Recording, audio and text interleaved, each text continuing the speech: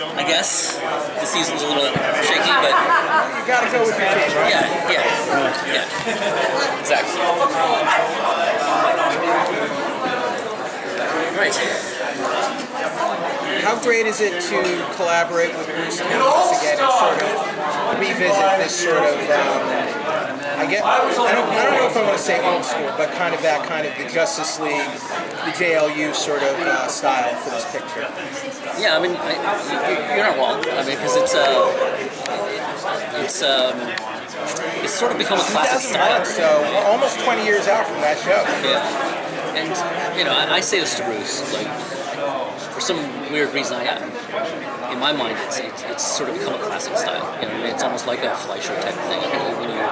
For me, when I look at it, I have a nostalgic feeling to it, which kind of leads to, like, even in this film, even we sort of like, we built in all that kind of stuff. And once the animation came back, I remember the first time we see Wondercon, there's this sort of pan-up shot of them and stuff like that, and I kind of got chills a little bit because it's just like, wow, this is like the classic Wonder Woman, So yeah, I mean, it sort of makes sense to the story, you know what I mean? Because again, it's a story, about the Legion of Superheroes, you know what I mean? And we're introducing these younger characters.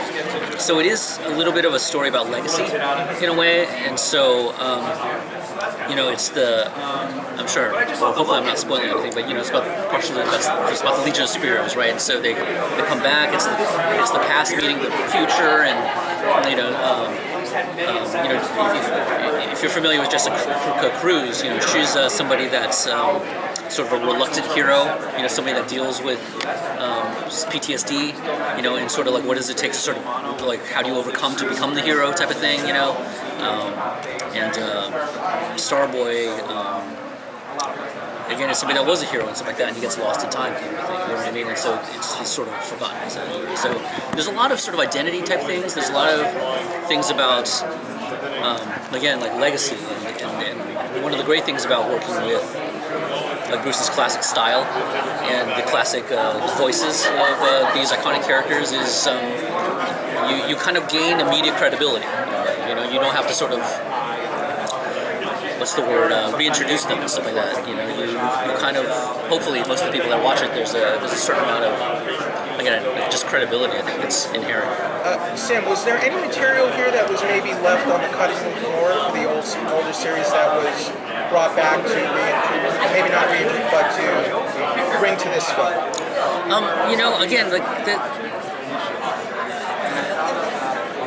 the story wasn't sort of meant to be like a Justice League, JLU sort of, and initially our designs wasn't going to be the Bruce style, So again, it was supposed to be an independent story, and I think to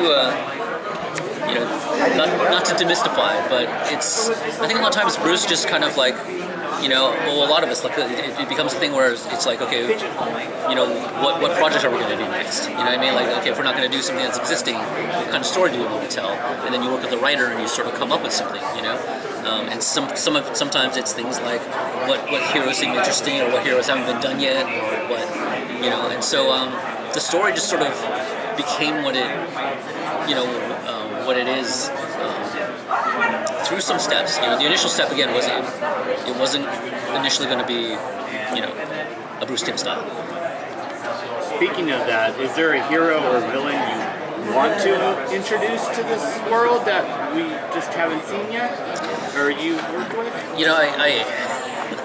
This is going to be this is going to just kill my credibility of anything, but I haven't read a comic book in almost 20 years, to be perfectly honest, and I only read it if I'm working on it. If the script comes up ahead, like again, like a lot of, I knew of the Legion from the 90s, and so a lot of the sort of newer stuff, even like Jessica Cruz, I wasn't that familiar with her. And even when I was trying to do research on her, there's only like a couple pages in the comic about her, her past, at least that I could find. And so.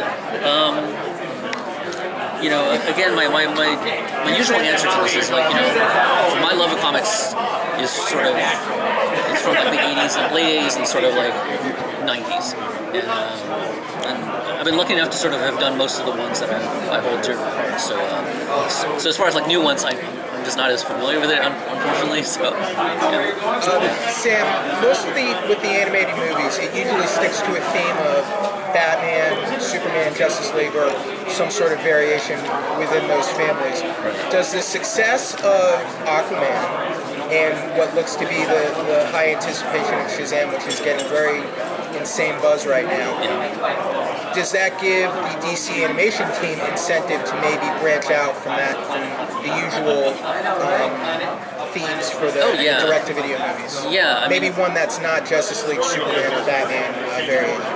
Yeah, I mean, we've tried that a little bit. You know what I mean? Like the Titans have sort of, got. Right. We haven't done a lot, but at least it's taken steps to sort of become its own thing. Right. Suicide Squad, but definitely, because a lot of, who we work for is basically Warner Home Video. Right. So a lot of it is sort of like at the beginning is just like what's their wish list as far as like things they want to make and stuff like that. So anytime, especially through our bigger brother, which is the live action movies, anytime we can get a success, especially from a non sort of like Batman and Superman,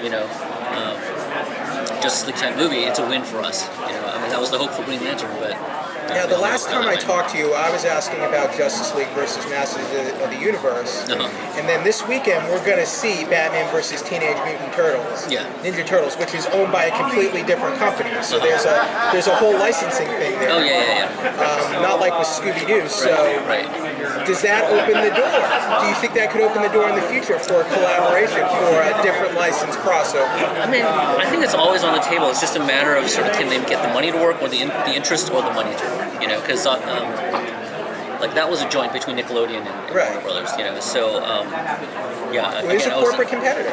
Yeah, and so I wasn't part of that, but somehow they got that to work. So any of these type of things is possible. It's just a matter of do they think it's a good idea? Please do Justice League Masters of the Universe. Please, it would be awesome. So I'm curious. I'm curious, how do you balance you talked about the legacy of the Justice League. How do you balance that, keeping true to the core values, the history of it, but yet also adapting it for the modern audience as well as the new younger fans who come in who might not know as much about the past history of it? That's got to be a very tricky challenge. It is, but I think in this case, the three that the core that we're dealing with, right, which is obviously Batman, Superman, Wonder Woman. I kind of feel like they're part of so ingrained in the culture now that I think everybody kind of. I mean, even when we're building, like we're just like, do we have to show Bruce's parents dying again every time we do it? Because I think everybody has seen it, right? And so I think it's been done to death, and I think that's one of the things that you can just talk about it, and then they know what it is. You don't have to show it again. I think Superman's origin again is something that I think most people know. He's the last son of Krypton and the exploding planet, and so when I say like like we don't have to sort of explain it again, I think that it's it's pretty. I don't know. I think it's been done enough where like everybody kind of knows it. So it's liberating to just go in the new direction. Kind of, yeah. We can't just explore the younger characters a little bit more, and introduce people, and then sort of because everything is about screen time, obviously. You know what I mean? Like if we have to spend even 1 minute to explain Batman's parents' relationship, that could be 1 minute towards explaining Jessica's thing and stuff like that. So things like that. And again, I think, especially in group movies where there's so many characters, you can't just spend all this time explaining everybody's thing. At a certain point, you just want to get the story going, you know what I mean? So in that sense, I think it's great. Thank you.